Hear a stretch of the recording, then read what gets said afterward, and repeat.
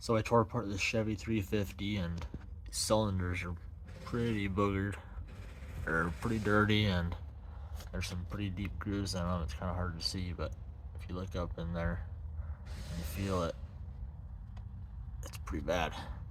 So I'm gonna hone them, and I'll show you the process, and then I'll show you what they look like at the end.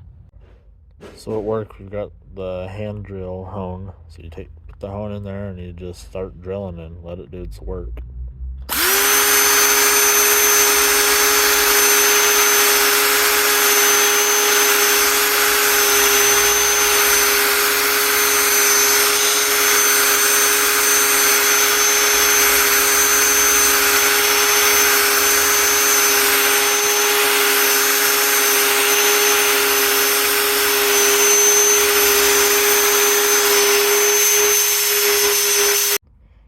Well, after hours of honing, your arms start getting tired, but your cylinders start to look like this.